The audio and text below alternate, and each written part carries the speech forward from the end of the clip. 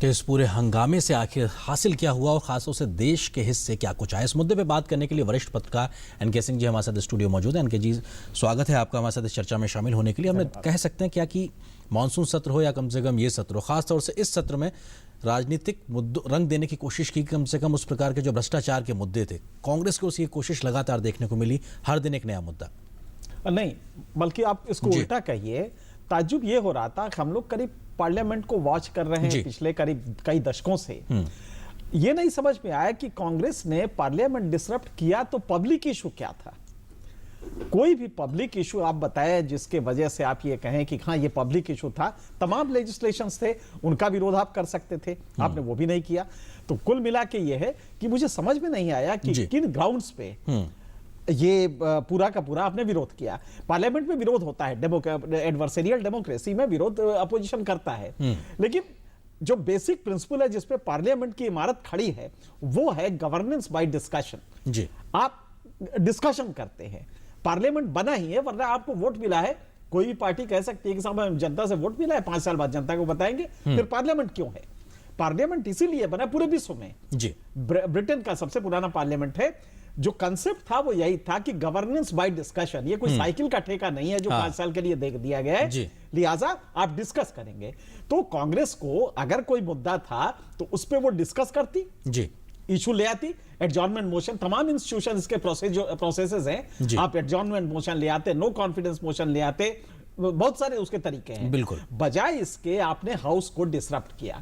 तो जो पब्लिक में मैसेज गया वो काफी नेगेटिव, क्योंकि लगातार ये कई सालों से देखा जा रहा है कि आपने इसको एक टूल बना लिया है कि साहब हम नाराज हैं तो पार्लियामेंट में काम नहीं होने। और शायद इसी वजह से आज एक बात निकल के आ रही कि क्या खासतौर से राज्यसभा के रोल को पुनर्परिभाषित करने की जरूरत, क्योंकि इस प्रकार का व्यवधान दुनिया के सबसे बड़े लोकतंत्र यानी भारत की संसदीय व्यवस्था के लिए भी ठीक नहीं। आप काम नहीं कर पाएंगे तो सरकार क्या करेगी? नहीं, काम आप कुछ नहीं कर पा रहे। सरकारें आ रही हैं, वो काम नहीं कर पा रही हैं। अपोजिशन वहां चिल्ला के वेल में घुस के अगर ये डिसरप्ट कर रहा है तो इसका मतलब है कि पार्लियामेंट का रेजन डाटा जो अस्तित्व का कारण है यही क्वेश्चन हो गया है। तो देखना पड़ेगा कि या इसके प्रोसीजर को या तो चेंज किया जाए, क्योंकि कोई भी एक पॉलिटिकल पार्टी चाहे तो इसको पूरे के पूरे पार्लियामेंट्री सिस्टम को बलाए ताक रख सकती है, उसको रेंसम पे डाल सकती है।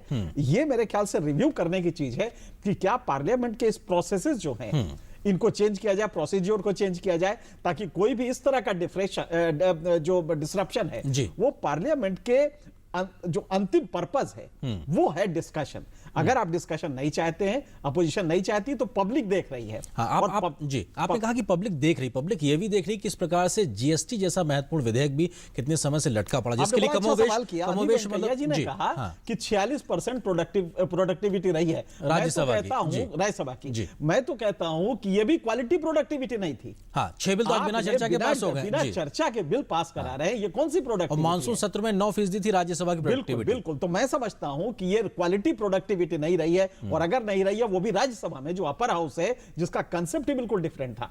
तो मैं समझता हूं कि एक बार फिर से रिव्यू करने की जरूरत है कि पार्लियामेंट्री सिस्टम को, इसके प्रोसीजर को फिर से डिफाइन किया जाए कि कोई भी पॉलिटिकल पार्टी इसे ऐसा ना हो कि इसको रैंसम पे रख दे और कहे कि नहीं साहब हम नहीं चलने देंगे। और इसको देखना पड़ेगा। और शायद कई मोर्चे पे कीमत भी एक आम शहरी को चुकानी पड़ रही, क्योंकि जो पैसा कार्यवाही में बर्बाद हो रहा, करोड़ों अरबों रुपए संसद की कार्यवाही ना चल पाने के चलते, वो कम से कम प्लस जो संभावित तरीके से देश विकास कर सकता है, जो आर्थिक गतिविधियां रुकी पड़ी, ये दोनों तरीके से आप डिस्कस कीजिए। आप बताइए मेक इन इंडिया गलत है, सही, इस पे आप डिबेट करना चाहे तो आइए।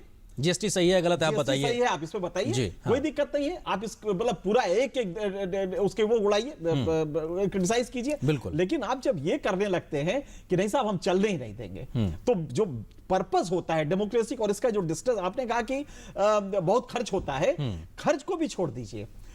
लोगों का पार्लियामेंट्री डेमोक्रेसी से विश्वास उठता जा रहा है, जो हमारी कहीं ना कहीं एक बहुत बड़ा खतरा। मंदिर के तरीके, लोकतंत्र के मंदिर के तरीके से पूछते हैं। सबसे बड़े मंदिर में अगर ये तमाशा होगा तो मुझे लगता है कि कांग्रेस ने स्ट्रेटेजिकली ब्लंडर किया है इस सेशन में। न तो वो अपने को डिफेंड कर पाई, एक चार्ज लगा उसके ऊपर जो कि कोर्ट में लगा, आपने उस कोर्ट के चार्ज को आपने बता दिया कि नहीं साहब ये तो प्रधानमंत्री कार्यालय से है, और ये करके आपने पार्लियामेंट डिसरप्ट करना शुरू किया।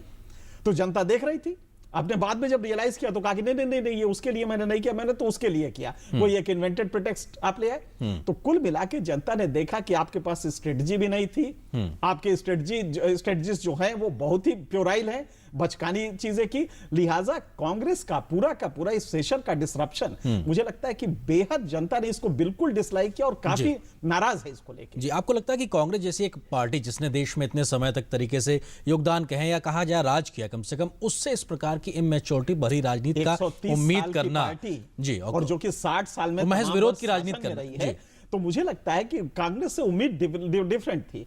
आपके नेता के ऊपर एक आरोप लगा जो कि कोर्ट में लगा, तो पहला काम था कि कोर्ट में अगर कोई करप्शन का चार्ज है तो जनता के सामने आप उसको दूर करें, बजाय उसके आपने गवर्नमेंट पे आरोप लगाना शुरू कर दिया, जो कि जुडिशियल प्रोसेस था, और आपने गवर्नमेंट पे आरोप लगाया, गवर्नमेंट के सबसे शीर्ष में जो बैठा उसके ऊपर आरोप लगाया, उसके ऑफिस के ऊपर आरोप लगाया। तो आपका बहुत बचकाना पूरा की पूरी स्ट्रेटजी रही है। पार्लियामेंट में आपने डिस्टर्ब किया, फिर 2 दिन बाद लगा कि अरे तो गड़बड़ हो रहा है, तो फिर आपने कुछ और बहाना किया, आपने कहा कि साहब विरोधियों को दमन किया जा रहा है।